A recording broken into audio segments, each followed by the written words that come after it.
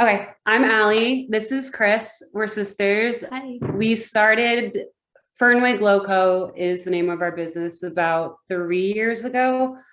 I went to grad school, got my MBA, was interested in finding out more e-commerce and how to market and whatnot. So we picked candle pouring. We loved it both. Our mom got us into it as at an early age, and we enjoy it. So we started retail. Now we're doing wholesale, and it's fun. We have an Etsy site as far as our retail, but if you have any other questions about our business after, we're happy to help you. So let's go ahead and start. If you want to go to the next slide. These are all our supplies. I did a 12 jar batch. That's usually how I pour and usually how I break down how many I want to make. I'll do like 48, whatnot. But this is the simplest to just break down the equation. You need your jars, your wicks. I like hemp wicks. I think that they're a cleaner burn. As far as the stickers, the wick stickers, I sent a link to Jerry. Those I'm very particular about. Some work better than others. And sometimes I even like to crazy glue the bottom if I'm getting a little bit crazy, or like I get scared of the wick sticker that I'm experimenting with. So that's a safe thing that you can do. Clothespins are great to keep in place, like Chris was just showing you. Otherwise, there are something called wick holders. They're metal. They come with wick stickers and wicks, so like it's nice to have, but I think that these are the easiest to just keep in place. They're the easiest to take off at the end of the pour. They're the cheapest, so yes, definitely. We use a metal wax pour. We have some wax in here right now just to give you a little demo, but this is what they look like. They come in smaller. I just found not much, but I could pour 10 candles or 12 candles easily in this. And that's the most I'll pour with one pour. We have a thermometer. This is a wax thermometer, also called a candy thermometer. So we keep that in there as we're heating the wax and as we're letting it cool down after we add the oil for fragrance. We have our soy wax. I like to use this specific brand. It's golden wax. 444 is really important for your soy wax. It's a clean burn. It's not contaminating your environment. You're not going to see any black soot on your ceilings. That's why I like to use it. So we hit the wax thermometer, and then our fragrance oil. You have to make sure that it is able to be used in candles or soap making. I like this specific brand. Also, we like to use doTERRA, even though that's expensive. Any good quality oil that I look at the reviews a lot, 5 stars, 4 to 5 stars, I'll pick. But this one we're going to use today is lavender chamomile. Big fan of this. If you don't mind going to the next slide. Okay, so like I said, step one, we are just prepping the jars. We put the wick stickers on the bottom to get them on the bottom in place, if you could show. And then we cut the wicks. Sorry, okay. We cut the wicks. They're a bit longer just to be in line with the size of the jar. Obviously place the clothespin on top, and then we're set to pour. Can you go to the next slide? Okay, so we added the candle thermometer, the 10 cups of soy wax in here. We only did 2 to pour 1 candle for you for today, but we pretty much just measured with a household measuring cup. So 10 cups for 12 candles. Can I interrupt a second? Yeah, go ahead. Is there any way that you could go back and forth with the instructions and what you're doing? Because your screen is so tiny to look at. Oh, I could just, yeah. And the instructions are a decent size. So I just wondered if there was any way to. Oh, okay. Jerry, I don't know. Yeah, like if you could do that and then maybe go back and forth between that and the instructions. I'm just saying. Okay. Sorry. Yeah, so Allie, whenever you're ready to like go to the instructions, let me know and I'll pop them up on the screen. And then Okay. Thank you. I'll resize you again. It's going to take Yeah, a little bit back and forth, but that's fine. Of course, I'm happy. Thanks, I appreciate it. the instructor is pinned, but when I go to share my screen, it shrinks them down to the same size as everybody else. So Okay. that's the only issue that we're. Okay. Yeah, no worries. We can go back and forth. Do you want to go back to that slide?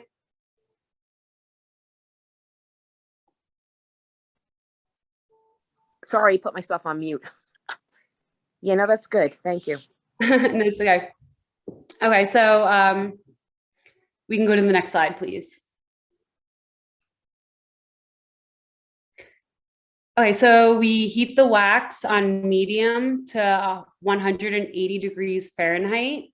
And we use a burner here. I'll bring it a little closer just because we had to move to a different room. My kitchen is being redone right now, but you can use any oven burner, medium. I like to do so that the wax isn't going to burn. And you want to keep an eye on this. It does heat up pretty quickly. If it goes past that 180 degrees, that's okay. Just let it cool, turn it off, let it cool down to 180 and you're fine. You could reset there.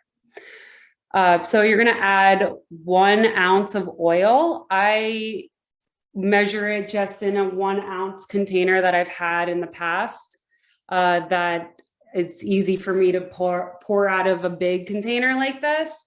And that's for 12 candles again. Otherwise, you can order just a 1 ounce container and you're set for your 12 candles if you can find a 1 ounce of your preferred fragrance. Okay, so like I said, keep an eye on it. It takes about 30 to 45 minutes, could even take an hour if it's an older burner, but just be patient and watch it every couple minutes, every 10 minutes or so. Next slide, please. Thank you.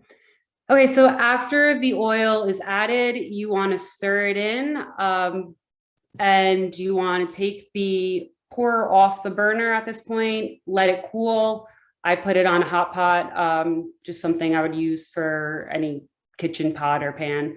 And I let it cool to 125 degrees. At this point, you could pour it into the jars. Make sure when I do this, I put it into, let me show you, 1 second.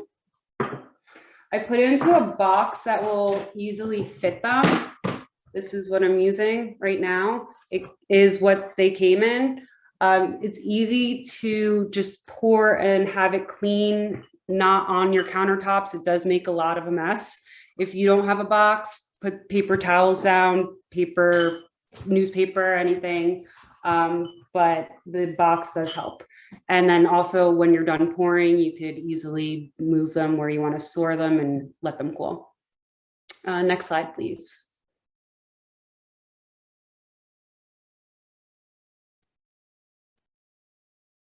Okay, so after you pour, you want to let them cool completely. It takes about an hour. I didn't mention this.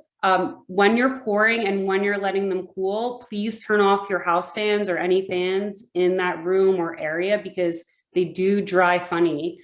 You're going to get little bubbles and the color just is not the same. There's different stuff going on. I wish I could show you, but the fan really does make a difference. So when you're pouring and then when you're cooling, you want to let them cool for an hour. If not more, it could take, depending on how cool your room is. But I like to leave them overnight if I can and just cover them. This way no dust is getting in there. And then the next day you're good to go. And one other thing I wanted to mention, you want to wait about a week to burn them. You want to let them cure. So do that, and then you'll have something nice like this. Yeah, can you see it? I wish I could show the top. So that's pretty. Oh, Another thing is, I have this here. I like to use this, something like this, to pour the wax out of the pour into the candle jars. I mean, you don't have to, it just makes it a little bit cleaner. But that's it. Did anyone have any questions? Or did you want to see anything further? Any of our materials? I have one question. I hope you can hear me. Oh, Yeah. oh, okay. Can you add color to that, or like Yeah. to the candles? Would you add the color if you buy any?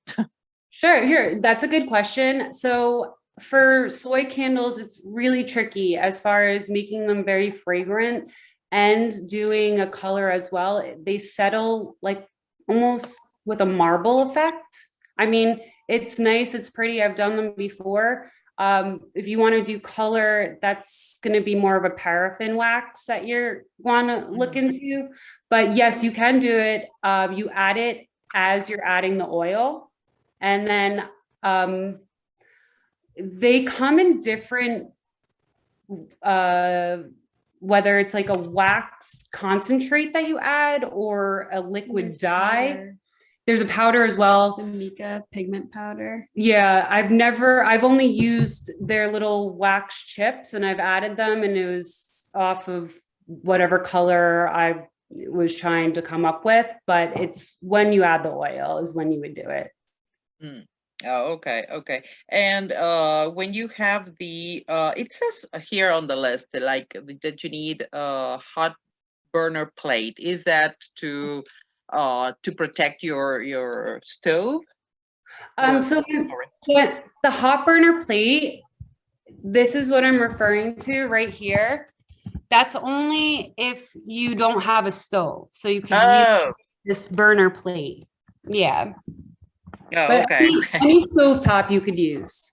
Oh, okay, okay. Right. But I mean, not a lot of people that are doing this as a business are doing it in their kitchen. So they use more of like a hot pot type of situation. But I mean, either one, I use the stovetop all the time. Oh, okay, okay. Yeah. Yeah. That's great. Thank you. You're welcome. Any other questions? No? If you're gonna do I'm sorry. If you're gonna do decorations like on the outside or something, if you were doing a theme Mhm. and you wanted to put like how could you do you put the stuff around the edge of the glass first and then Yeah. Good throw the question. candle? Yeah, I have a sticker. I use a sticker for my own business. It's right like that. I would do it after. I have done it before. It seemed to work fine, but the fact that the jar is getting heated up Right. may, depending on what material the sticker is made out of, it may be a little funny. But and then also when you're pouring, you may pour on the label. I think it's cleaner to do after. Okay. I have a question. Sure. Can you add things into the wax like Yeah. stuff like sparkles or something like that? If I wanted to do something that will hold up to the heat, clearly. But Yep. So I do experiment a lot. I wish I had a picture or a candle right now. I do dried flowers and I'll wait till the candle's pretty much fully dried and then I'll hit it with a blow dryer, or there's other stuff out there that's specifically made for candles, like on a very low heat, just to heat up the top. And I'll take tweezers and I'll place them very nicely. And it's a big hit. I mean, I've done a lot of bridal showers. Friends are always asking me for like different events that they're hosting because I don't advertise it a lot. It's hard, it's time consuming, it's easy to just do big batches, but it's fun. You could do that. You could do mica that Chris is referring to. So that is like a mineral sparkle. It's a mineral though. So you'll see it in makeup a lot. If you see people have like a shimmer, that's what it is, mica. So it's clean to burn. Otherwise, I've seen like cinnamon sticks recently a lot being used, whether they're just stuck in so they kind of like stick out the top or just laid on top like the flowers. Yeah, there's so much you can do. But I would wait to have if you don't want the whole thing sparkly. If you want the whole thing sparkly, throw it in like a dye. But I would wait till you just do the top for like the flowers and the cinnamon sticks and shells we were talking about. Yeah, it's fun. Anything else? Have you ever done like striated candles, like with different colors Yeah. on top of each other or different scents or something? Yeah, I have, and I did 2 different colors. It's downstairs. Do you want me to grab it? Do you want me to show it to you, or I could grab it for you? I'll be right back. If you want to, sure. Yeah, let's take one moment.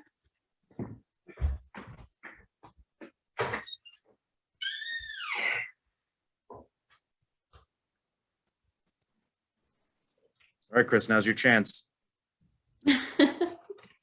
Any questions for me?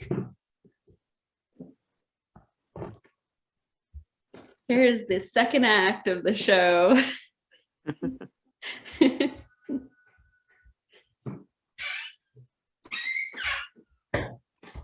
Excuse me. Okay, so I made this. It's a light teal, Very pretty.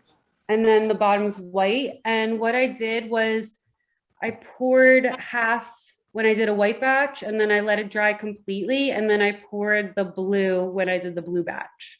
But like I said, with the dust, you want to cover it and just make sure that nothing's getting in there, because otherwise you're gonna see some weird stuff.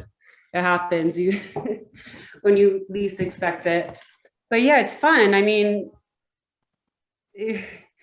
we both have other occupations, and it's just a nice little thing that we do as our family, our friends, and make some money as we're doing it, but we like it.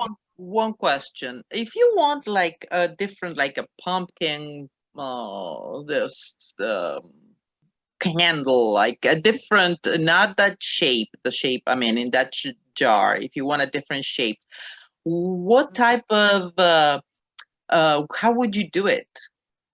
You have to buy a silicone mold. Silicone, oh, Yeah. and then, yeah, okay. Yeah. And you Yeah. have to make sure that it's dried completely, because that can really be a mess coming out. And do you need any oil or any like kitchen oil or something around it so you can just take it out, or no, nothing? It the way that they are made, they easily pop out. It's like if you've seen a newer ice tray, like something like that, like you could find it on YouTube very easily, a candle mold, somebody popping it out. It's pretty cool. I don't love to do it because it's just an extra caution that you have to take. You can't move as quickly. It's something that I would like to do. I've tried in the past. It takes too long, but it's fun. Yeah, you can definitely do it. You can find any mold. It's so cool what's out there. Amazon has everything. Yeah. Well, Yeah. Thank you. Yeah. They actually make those silicone molds for, I got my wife 2 loaf pans that are silicone. So she just make bread and then just pop it right out. They're great. They're really awesome. Right. Yeah. You could probably even use it for making candy or candle or any, it's the same stuff, same silicone. Or cement in there. Yeah. Okay. Did we have any other questions or comments? Thank you. This was cute. No, thank you. Thanks for having us. We've never done this before, so I'm glad. I didn't know anyone would want to see us do it. No, thank you. Yeah. I think I will try now. Yeah, it's really easy. So like I said, I do a batch of 12 because it just makes the equation easy, and it's hard to find products for just a single batch. I'm sure if you go to Michael's or something like that, you could find it there, but it's fun. It doesn't take long. The longest part is waiting for them to cool to actually pour into the candle and then waiting for them to dry. It's quick. Do it on a Friday night. When you do it again, I'd like to see some of the different decorations and stuff on the candles that you can do. Thank you. Yeah, I will take note to that. I Thank have a you. lot. Yeah, thank you. Thank Great. you. Yeah. Yeah, hopefully eventually we can do this inside, which would be great, and not on Zoom. Right. But yeah, right now we're restricted. But yeah, once that happens, maybe we could have you in the building and do it. Yeah, it's fun. It takes probably an hour and a half, 2 hours most, but like I said, the longest time is just waiting for it to cool, and we could entertain ourselves in the library, I'm sure. Well, thank you for having us. Thank you. Thank We you.